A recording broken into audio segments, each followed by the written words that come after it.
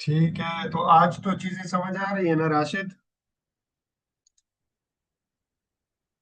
जी हाँ सर। ठीक है, तो अब आपको क्लियर हो रहा होगा कि इंटरनेशनल बेस्ट प्रैक्टिसेस क्या है। अब ये जो है ये सारी एजुकेशन से भी रिलेट करती है, ठीक है ना। जैसे डिजिटल एक्सेस में एक डिजिटल वो इसको क्या बोलते हैं, डिजिटल गैप का आपने कॉन्सेप्ट शायद कहीं सुना होगा, लास्ट डिजिटल गैप। ठीक है, तो डिजिटल गैप वही चीज है कि बहुत से ममालिक ऐसे हैं आज भी दौर में जिनको डिजिटल एक्सेस नहीं है, या अगर डिजिटल एक्सेस है तो अभी अभी वहां पे वो छोटे मोबाइल्स आ गए, या अभी वहां पे मोबाइल लाए गए हैं, जबकि दुनिया क्या है, आर्टिफिशियल इंटेलिजेंस पे चला गया है। ठीक है, रोबोटिक्स पे काम कर रहे हैं और वो लोग अभी तक वो है। जैसे अगर हम बलूचिस्तान की बात करें या पाकिस्तान की बात करें, तो हम क्या है, एक डिजिटली क्या है, मतलब इसको क्या बोलते हैं, डिजिटली अंडर डेवलप्ड कंट्रीज है। क्यों? क्योंकि हमारे यहाँ अभी तक 4G या 3G भी सही काम नहीं करता, और हमें हर डेटा को डायरेक्ट एक्सेस नहीं होता। ठीक है ना, तो ये चीजें हैं।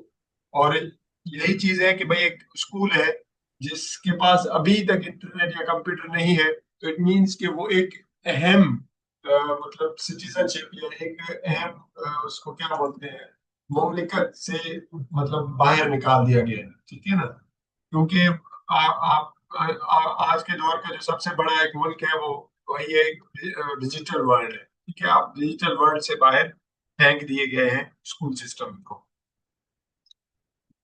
तो ये सारी चीजें उधर भी affect होती है। ठीक है, उसके बाद हमारा जो लास्ट टॉपिक है उसको बाकी सारी चीजें, जैसे आज आपने खुद देखा कि भाई जो इंक्वायरी बेस्ड है वो भी एक क्या है, बेस्ट प्रैक्टिस है। अब इंक्वायरी बेस्ड जो लर्निंग है, प्रोजेक्ट बेस्ड लर्निंग है, प्रॉब्लम बेस्ड लर्निंग है। ठीक है, इसी तरह स्टूडेंट सेंटर्ड अप्रोच है। ये ऑटोमेटिकली क्या करते हैं, क्रिटिकल थिंकिंग को फोर्स करते हैं, मतलब एम्फसाइज करते हैं क्रिटिकल थिंकिंग पे। क्यों? क्योंकि अगर आप ट्रेडिशनल टीचर सिस्टम में, टीचिंग सिस्टम में जाए, तो वहां पे बच्चा क्या करता है, जो सुनता है उसको दिमाग में रिकॉर्ड करता है और वही चीज वापस देता है। ठीक है, उसमें कोई क्रिटिकल थिंकिंग की बात नहीं है, मतलब उसने कोई खुद से कोई फैसला नहीं किया, उसने खुद से उस जो मसले हैं उसको समझा नहीं है, तो क्रिटिकल थिंकिंग उसने नहीं की। लेकिन जैसे ही वो स्टूडेंट सेंटर्ड अप्रोच में आ जाता है, तो वो क्रिटिकल थिंकिंग ऑटोमेटिकली उसका पार्ट बन जाता है। तो इटसेल्फ जो स्टूडेंट सेंटर्ड अप्रोच है वो क्रिटिकल थिंकिंग को एम्फसाइज करता है, क्योंकि अब जो स्टूडेंट सेंटर्ड अप्रोच है तो वहां पे स्किल्स डेवलपमेंट भी हो रही है।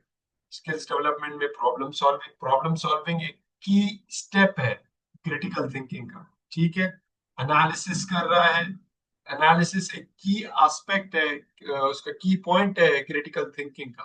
ठीक है, डिसीजन मेकिंग कर रहा है, वो एक की एस्पेक्ट है क्रिटिकल थिंकिंग का।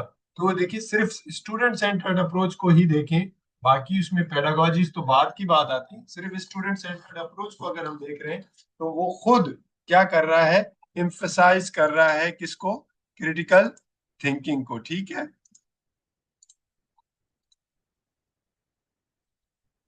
तो हम आगे जाते हैं। तो क्रिटिकल उसको वैसे तो हम डिफाइन ऐसे कर सकते हैं आम जबान में कि वो थिंकिंग जिसमें बंदे की अपने एक्टिव मेंटल प्रोसेसेस मौजूद हो, मतलब वो खुद अपने दिमाग को भी इस्तेमाल कर रहा हो, सिर्फ फॉलो नहीं कर रहा किसी इंफॉर्मेशन। ठीक है, तो इसके डिफरेंट पार्ट्स हैं। जैसे एनालाइजिंग इंफॉर्मेशन, मतलब इंफॉर्मेशन को वो ब्रेक डाउन कर पा रहा है, उसमें कनेक्शंस बना पा रहा है डिफरेंट तरीकों से, तो वो क्या है, क्रिटिकल थिंकिंग का एक पॉइंट है।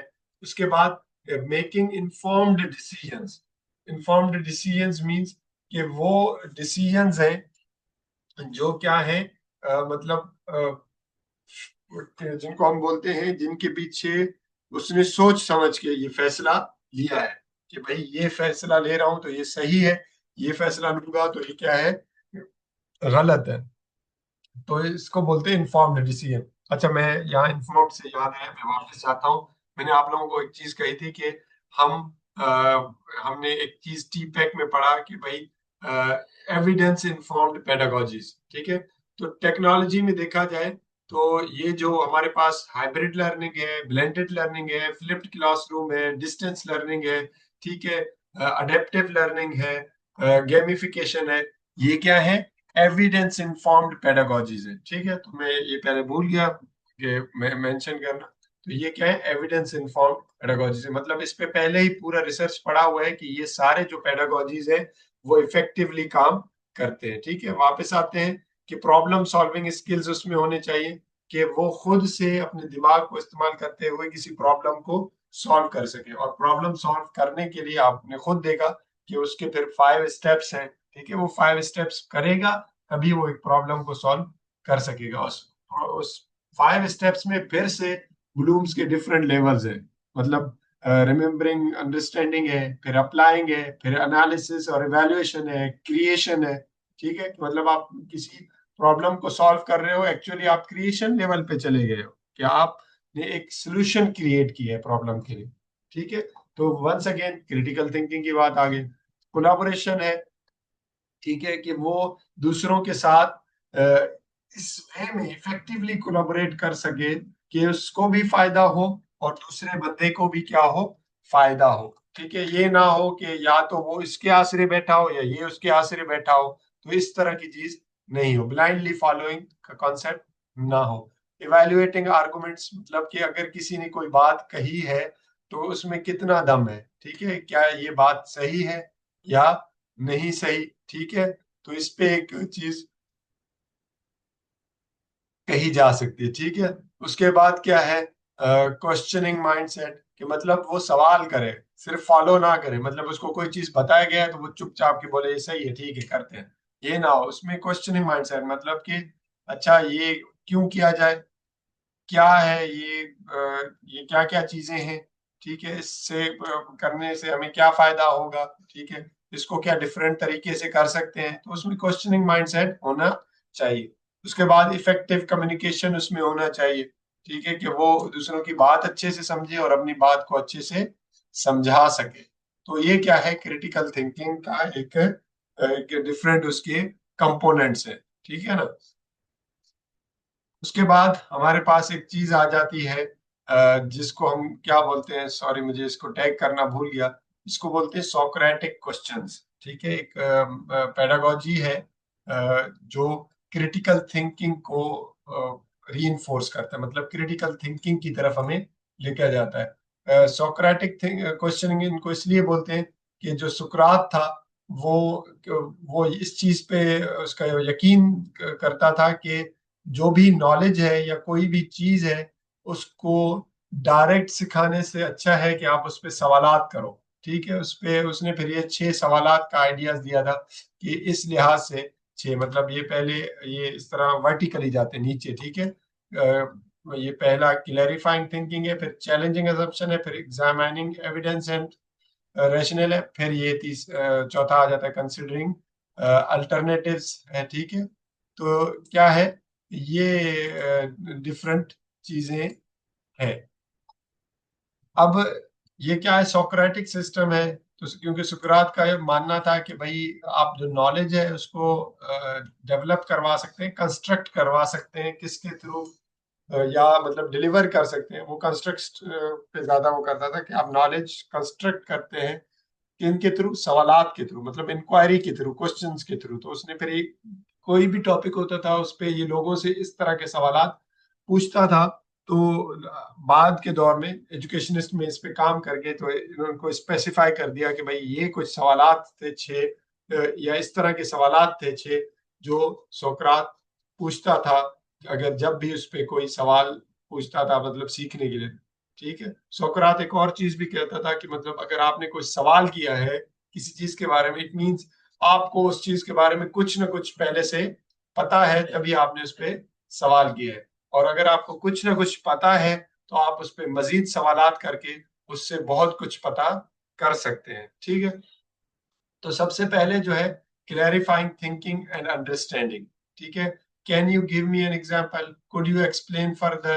Are you saying what is the problem you are trying to solve? ठीक है, मीन्स के एक डीपर अंडरस्टैंडिंग होनी चाहिए किसी भी टॉपिक के बारे में, किसी भी प्रॉब्लम के बारे में। ठीक है, तो ये एक उसका सबसे पहला चीज था। ठीक है, उसके बाद चैलेंजिंग अजम्पशंस, मतलब अगर आपके पास कोई प्रायर नॉलेज है, ठीक है, उसके बेसिस पे आपने कोई चीज अज्यूम किया है, तो क्या है, आप उसको चैलेंज करें। ठीक है, क्या आपने ये जवाब दिया है ये हमेशा दुरुस्त होगा?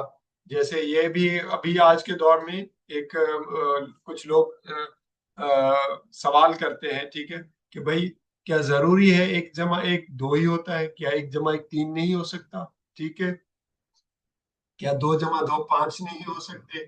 ठीक है ना, तो ये एक सवाल, मतलब जो अजम्पशंस हैं जो आपने अज्यूम किया है उनको क्या करना, चैलेंज करना। ठीक है, उसके बाद एग्जामाइनिंग एविडेंस एंड रैशनल, के आपके पास जो कोई एविडेंस आया है उस, या कोई मतलब रैशनल, उसको क्या बोलते हैं, कोई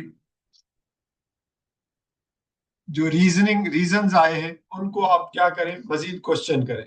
क्या आपने ये बात की है तो क्यों की है? ठीक है, आपको ऐसा क्यों लगता है कि यही चीज है? ठीक है, तो ये सारी चीजें क्या है, जो थर्ड स्टेज है, एग्जामिनिंग एविडेंस एंड रैशनल।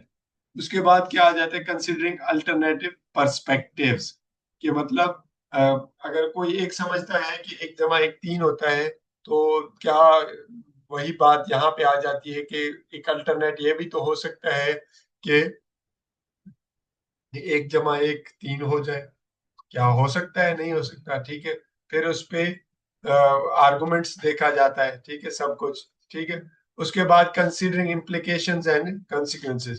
तो अब इस चीज पे अगर आपने अल्टरनेट ये डिसाइड कर लिया कि एक जमा एक तीन होता है, तो उस पे आप फिर सोचेंगे क्या इस पे अगर हम इसको रियल वर्ल्ड में यूज करें तो उसके क्या फायदे क्या नुकसानात होंगे। ठीक है, एक जमा एक करने के। ठीक है, उसके बाद जो लास्ट चीज था वो था मेटा क्वेश्चंस। ये असल में क्या है, ये हायर बहुत, मतलब ब्लूम्स टेक्सोनोमी का जो लेवल है उससे भी आगे के क्वेश्चंस है मेटा क्वेश्चंस, जो मतलब जिनको बोलते हैं मावरा क्वेश्चंस। ठीक है, मेटा क्वेश्चंस, उसमें वो कहता है कि क्या आपने जो पहला सवाल किया उस सवाल पूछने की जरूरत थी?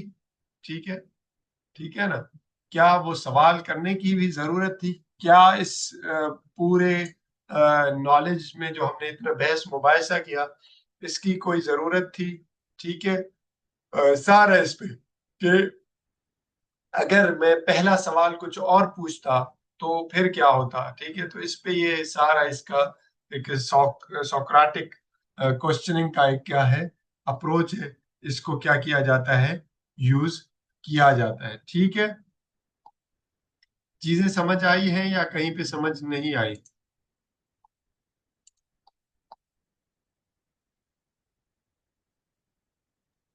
फिर बस क्रिटिकल थिंकिंग यही हो गया। क्रिटिकल थिंकिंग में वही कह रहा हूँ ना कि क्रिटिकल थिंकिंग मैंने आई थिंक तीन चार दिन पहले भी क्लासेस में बोला था और उससे पहले भी मैंने बोला था कि जो क्रिटिकल थिंकिंग है वो कोई अलग टॉपिक नहीं है। ठीक है, क्रिटिकल थिंकिंग हमारी ये जो जितने भी अप्रोचेस हम अभी तक पढ़ रहे थे, पेडागोजीज पढ़ रहे थे, उनमें क्रिटिकल थिंकिंग हो रहा होता है। सही है, तो अब मिसाल के तौर पर अभी हमने गेमिफिकेशन पढ़ा था। ठीक है, तो गेमिफिकेशन में अगर कोई बंदा क्रिएटिविटी की तरफ जा रहा है, ठीक है, कंपटीशन की तरफ जा रहा है, या रिवार्ड्स को पसंद कर रहा है या सीख रहा है, तो किसी न किसी लेवल का उसमें क्रिटिकल थिंकिंग इन्वॉल्व होगा।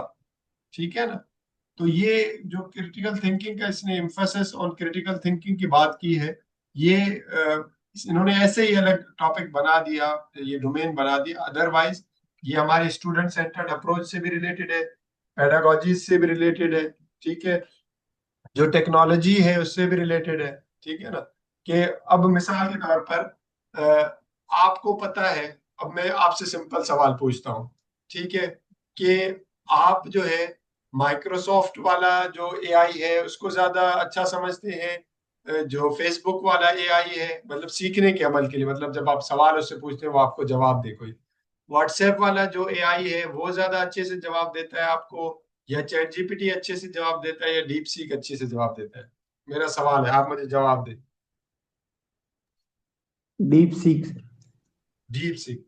अब ये एक सिंपल मैंने सवाल पूछा है, ठीक है, लेकिन इसके बैक एंड पे अगर आप गौर से देखें तो आपने एक क्रिटिकल थिंकिंग की हुई है, ठीक है ना? आपने एक चीज जी। सीखी, आपने तो सिर्फ क्या किया, दो तीन स्टेप्स किया, आपने गौर किया, ठीक है, कि भाई मैं चैट जीपीटी से क्वेश्चंस पूछ रहा हूं तो वो इतना डिटेल में अच्छे से जवाब नहीं दे रहा, लेकिन डीप सीक बहुत अच्छे से डिटेल में और मेरे मकसद के लिहाज से जवाब दे रहा है, ठीक है ना? तो आपने क्या किया, बेसिकली एनालिसिस किए वहां पे, ठीक है। क्या आपको क्या मिला, जो रिजल्ट्स उससे मिले, चैट जीपीटी से मिले, व्हाट्सएप वाले उससे, मेटा एआई से मिले, और इसी तरह डीप सीक से मिले, आपने उनका डेटा सामने रखा, उनकी एनालिसिस की, कंपैरिजन की, उनके बेसिस पे आपने एक इवैल्यूएशन की, इवैल्यूएट किया, फैसला किया, ठीक है। उसके बाद आपने क्या किया, एक डिसीजन मेकिंग की। डिसीजन मेकिंग के बाद आपने एक इस नतीजे पे पहुंचे कि मैं अंदर डीप सीक यूज करूंगा।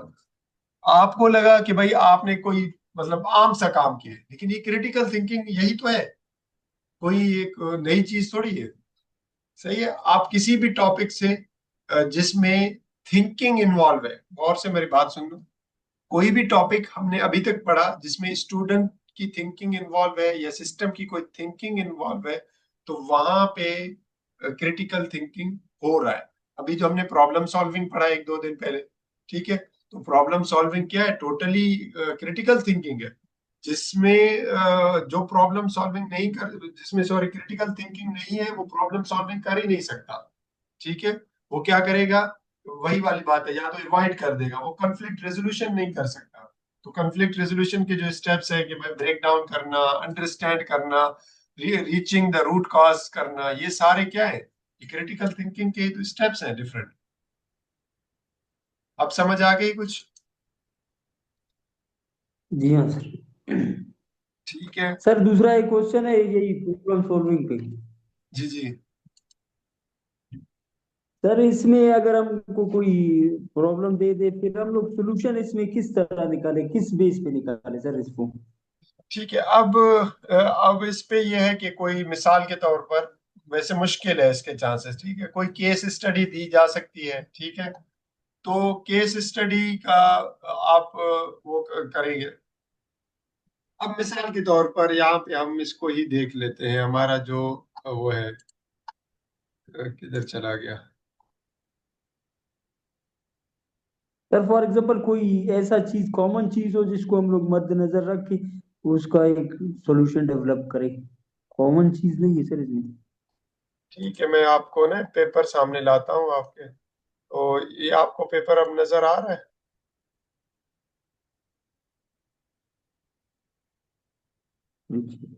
ठीक है, अब इसमें इसको जो what is meant by democratic style, ये तो एक वो है, what is what measures will you adopt to improve the quality of learning achievements in your school. तो अब ये देखें, ये एक प्रॉब्लम है, ठीक है।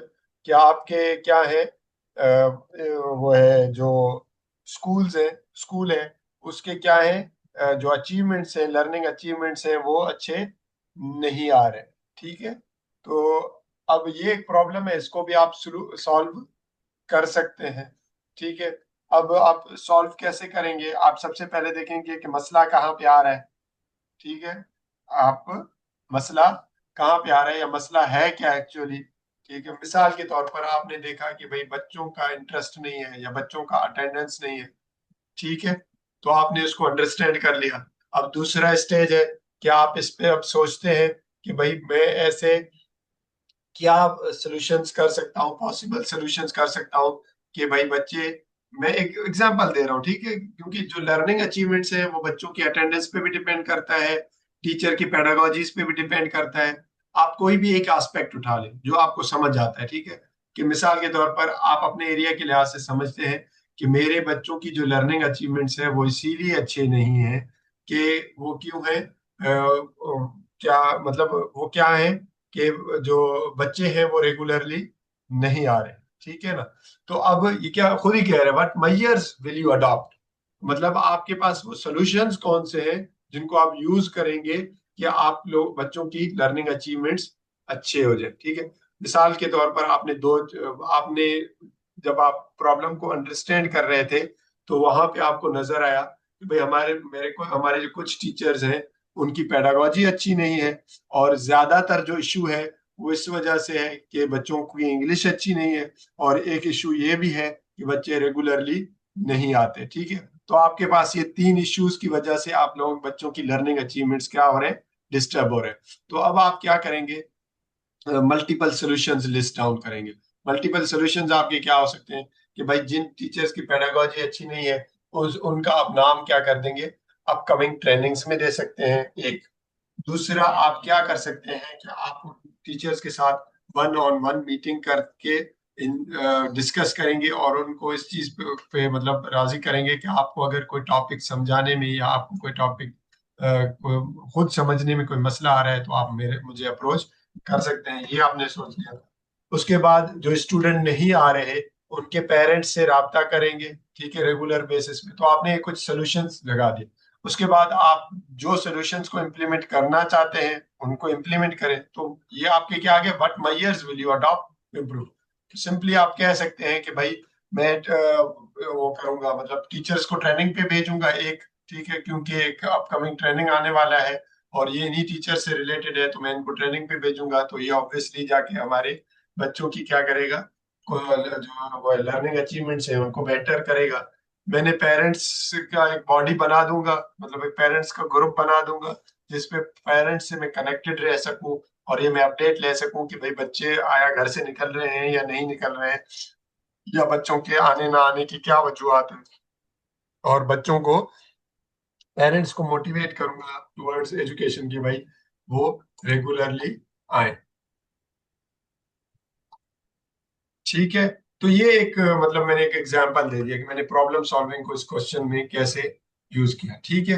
आप कोई इसको स्कूल इम्प्रूवमेंट में ला सकते हैं कि भाई आपका जो वो है, ये जो लर्निंग अचीवमेंट है इस दफा गोल है किसका, स्कूल इम्प्रूवमेंट प्लान का, ठीक है।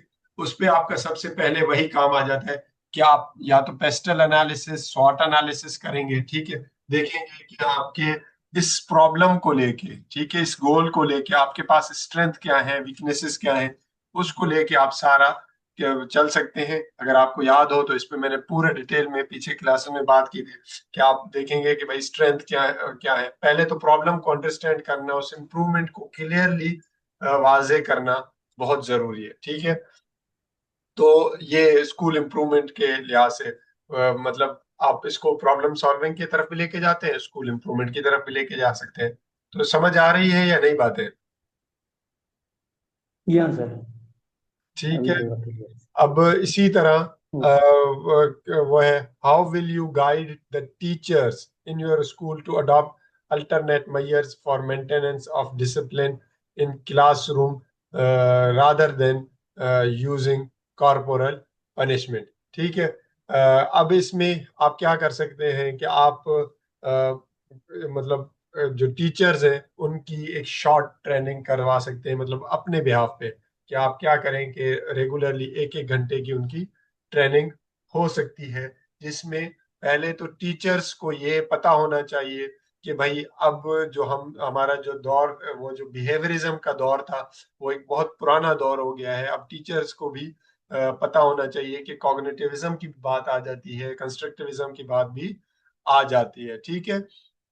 तो अगर कोई टीचर कंस्ट्रक्टिविज्म का बिलीव रखेगा, कॉग्निटिविज्म का बिलीव रखेगा, ठीक है, तो वो ऑटोमेटिकली इस चीज पे भी बिलीव करना स्टार्ट कर देगा कि भाई पनिशमेंट हल नहीं है। क्योंकि ये जो रिवार्ड और पनिशमेंट है ये ज्यादातर इनका फोकस किस में था, बिहेवियरिज्म का कॉन्सेप्ट में था। क्योंकि अब हमारा जो बच्चा है वो बिहेवियरिज्म कॉन्सेप्ट नहीं है, क्योंकि अब वो आज के दौर का बच्चा है, उसमें मतलब क्या कहते हैं, डिजिटल स्किल्स भी आने चाहिए, कंस्ट्रक्टिविज्म का अप्रोच भी होना चाहिए, कॉग्निटिविज्म भी है, सोशल कंस्ट्रक्टिविज्म भी है। तो ये सारी चीजों के बारे में आप जिक्र कर सकते हैं और उनके बारे में थोड़ा बता सकते हैं कि भाई ये हम क्या करेंगे। जो अगर आपको याद हो हमने पढ़ा था एपिस्टेमोलॉजिकल बिलीफ, ठीक है, कि हम पहले तो टीचर्स की जो एपिस्टेमोलॉजी है, मतलब टीचर्स की ये अंडरस्टैंडिंग चेंज करना कि जो तालीम है वो हासिल कैसे हो सकती है, ठीक है। मतलब तालीम हासिल करने का जो तरीका है वो सिर्फ सजा नहीं है, बल्कि और भी बहुत कुछ है, जिसमें फिर मजीद आगे जाएंगे तो आप पेडागोजीज कह सकते हैं। क्यों अब जो स्कूल जो क्लासरूम का जो डिसिप्लिन है वो मेंटेन क्यों नहीं हो रहा? क्यों? क्योंकि बच्चे एक्टिव लर्निंग नहीं कर रहे, बच्चों की पैसिव लर्निंग हो रही है, तो वो ऑटोमेटिकली क्या कर रहे हैं, डिस्टरबेंस क्रिएट कर रहे हैं, क्योंकि वो एंगेजमेंट की तरफ बच्चों को नहीं लेके जा रहे, ठीक है। तो ये चीजों का आप डिफरेंट वे में जिक्र करके इसका भी आप कह सकते हैं कि बच्चे मतलब कॉर्पोरल पनिशमेंट को कैसे खत्म किया जा सकता है, ठीक है। इसी तरह how will you strengthen collaboration between school and parents to arrest dropout and enhance enrollment in your institution? ठीक है। इसमें फिर एक स्कूल इम्प्रूवमेंट की भी बात आ जाती है कि मतलब आपके जो स्कूल इम्प्रूवमेंट प्लान होता है ईयरली, उसमें क्वार्टरली मीटिंग्स होती हैं पेरेंट्स वगैरह के साथ, ठीक है। एक तो ये बात, सेलिब्रेशंस होती हैं, उसके बाद जो एसएमसी है स्कूल मैनेजमेंट जो कमेटी है, ठीक है, उसको आप ऑन बोर्ड लेते हो।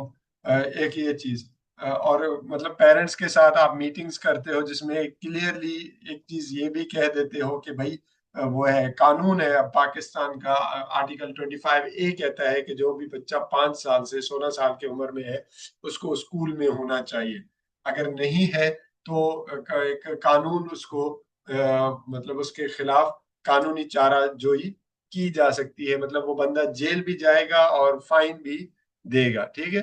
तो ये भी चीजें क्लियरली कम्युनिकेट होंगी, तो ऑटोमेटिकली पेरेंट्स क्या करेंगे, खुद को इनरोल करवाएंगे, ठीक है। एक तो ये चीज है। दूसरा ये है कि आप क्या करें, चीजों को मैनेज करें according to needs of parents और स्टूडेंट्स, ठीक है।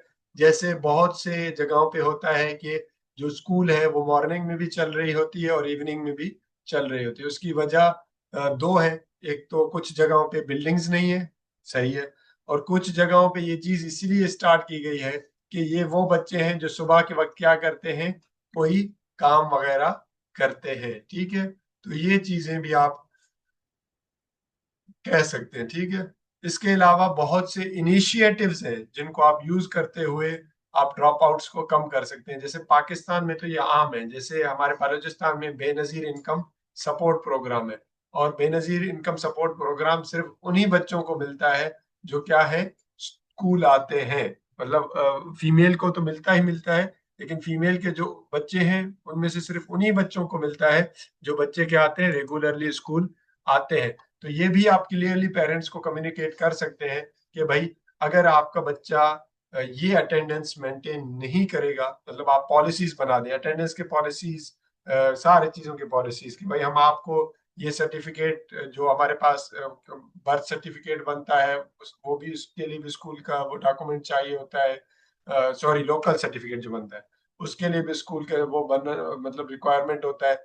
वो आप क्लियरली कम्युनिकेट कर दें कि भाई अगर आपका बच्चा रेगुलरली नहीं आएगा तो हम बेनजीर इनकम सपोर्ट प्रोग्राम को रिपोर्ट कर देंगे कि भाई ये बच्चा हमारे स्कूल का वो स्टूडेंट नहीं है, तो आपकी मर्जी है। तो ये बहुत से तरीके हैं अगर आपको चीजें पता है, ठीक है। तो ये वो है। इसके अलावा प्रमोशन ऑफ एजुकेशन का, how does constitution of Islamic Republic of Pakistan guide with reference to promotion of education in the country. तो एक तो ये सबसे पहला जो पॉइंट वही है, आर्टिकल 25A के कंपलसरी है एजुकेशन, ठीक है। तो ये आप इसको फिर डिफरेंट तरीकों से और भी देख सकते हैं।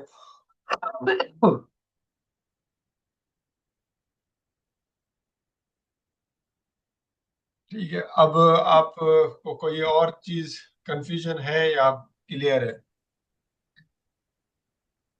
क्लियर है सर, ओके। ठीक है ना। अब इस पे देखिए, ये अब टोटल आपके ऊपर है कि आपने जो चीज हमने ये कोर्स में कवर की है इनको आपने समझा किस तरह है, ठीक है। ये बहुत इंपॉर्टेंट है। अब जैसे मैंने बहुत सी चीजें ऐसी भी हैं जो शायद ना आए या आपको लगे कि ये रिलेटेड नहीं है, लेकिन मुझे लगा वो इसलिए रिलेटेड है क्योंकि वो आपकी क्रिटिकल थिंकिंग डेवलप करेंगी और एक नॉलेज बैंक डेवलप करेंगी। क्यों? क्योंकि अब अगर आप ऐसे वाला सेगमेंट देखें, ठीक है, तो इसमें से जो तीन पार्ट्स हैं, ठीक है, वो किस से रिलेटेड है? एजुकेशन से रिलेटेड है, ठीक है। जैसे quality of education depends on competence of teacher. और अगर आपको याद हो तो हमने वो है टीचर के कॉम्पिटेंसीज पढ़े थे। एजुकेशन 4.0 में भी अभी कॉम्पिटेंसीज पढ़े हैं। और जो वो है वैसे ही जो profession teacher as a profession के जो कॉम्पिटेंसीज हमने पढ़े थे कि उसको नॉलेज होना चाहिए, उसको स्किल्स होना चाहिए, उसको प्रोफेशनल होना चाहिए, ठीक है, उसको रिस्पॉन्सिबल होना चाहिए। तो ये बहुत बहुत उसमें लाइफ लॉन्ग लर्निंग होना चाहिए। तो ये सारी चीजें क्या है, क्वालिटी ऑफ एजुकेशन में आप उसको रिलेट कर सकते हैं, ठीक है। बहुत से रीजंस को जवाब बना सकते हैं और इस पे लिख सकते हैं। इसी तरह सिग्निफिकेंस ऑफ इंस्ट्रक्शनल टेक्नोलॉजी, ठीक है। इंस्ट्रक्शनल टेक्नोलॉजी का मतलब ही है कि वो टेक्नोलॉजी जिनको आप टीचिंग के लिए यूज करते हैं, तो इंस्ट्रक्शनल टेक्नोलॉजी वही है। तो उनके ऊपर आप एक कंप्लीट बात कर सकते हैं, मतलब कह सकते हैं कि भाई क्यों, क्योंकि आजकल जो वो है जो एजुकेशन मतलब दुनिया है वो इंडस्ट्रियल रेवोल्यूशन 4.0 में चला गया है। तो उसकी वजह से हमारे जो वो है टेक्नोलॉजी है एजुकेशनल, वो भी एजुकेशन 4.0 के साथ हमें अलाइन करने पड़ते हैं।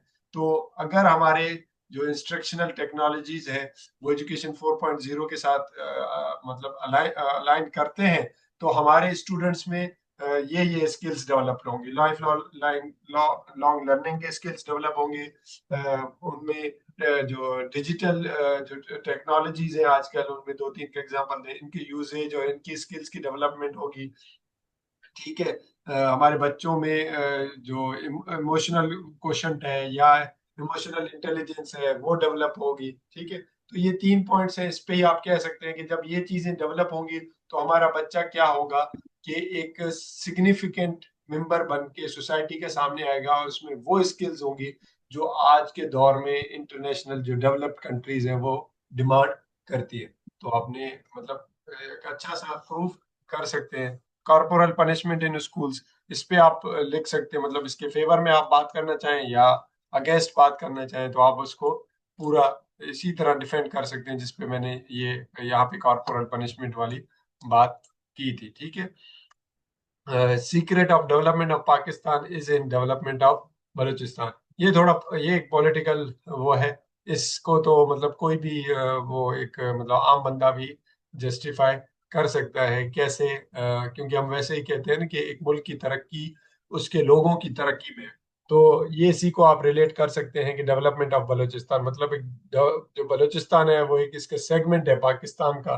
तो अगर ये ग्रो करेगा अच्छे से तो मतलब पाकिस्तान भी ग्रो करेगा, ठीक है। तो मजीद अगर आपको कोई सवाल है कुछ है तो पूछ ले, अदरवाइज हमारा ये लास्ट सेशन है। इसके अलावा आप मतलब जब तक पेपर नहीं होता आपको कोई अगर क्वेश्चन है तो आप व्हाट्सएप ग्रुप सॉरी व्हाट्सएप के थ्रू पूछ सकते हैं, क्योंकि व्हाट्सएप ग्रुप को मैंने वो कर दिया है, एडमिन ऑनली किया हुआ है। तो जो पूछना है पूछ ले। ओके सर, बस इंशाल्लाह अभी दुआ करें सर। हाँ, बस ये लास्ट में मैं बोलूंगा फिर से कि चीजें अपने पूरे लेके जानी है, ठीक है। जो भी मतलब आपके पेन वगैरह हैं दो दो लेके चले जाएं, ठीक है, क्योंकि सर्दी है, शायद पेन भी काम ना करे, ठीक है ना। हाथ तो काम नहीं करेंगे लेकिन पेन भी शायद काम ना करे। और जो चीजें हैं रिक्वायर्ड, रोल नंबर स्लिप लेके जाएं और ओरिजिनल CNIC लेके जाएं ताकि आपको परेशानी ना हो। और अगर घर उधर ही है और आप मैनेज कर सकते हैं तो मोबाइल ना ही लेके जाए तो बेहतर है, वरना उधर वो उसको संभालना, ये करना वो करना एक बहुत बड़ी परेशानी होती है, ठीक है। तो हाँ पानी सर। सर जी, पेंसिल मार्कर यूज कर सकते हैं सर इसमें? मार्कर यूज करें लेकिन वो मार्कर यूज करें जो आपको लगे कि अप्रोप्रिएट है, मींस ब्लैक और ब्लू में ही रहे तो अच्छा है, ठीक है, कोई और कलर यूज ना करें। सही सर, ब्लैक और ब्लू सर, जिसमें एडिंग्स के लिए। मैंने आउटलाइन के लिए। मैंने तो लास्ट टाइम कमीशन का हिसाब दिया था, मैंने एक ही कलर यूज किया था, ब्लू। और वो अच्छा जो क्वेश्चंस थे उनको मैं अंडरलाइन कर देता था या बॉक्स में बंद कर देता था, और बाकी जो थे उनको मैं ऐसे ही लिखता था। मैंने सिर्फ ब्लू पेन यूज किया था, हाँ सर, बस।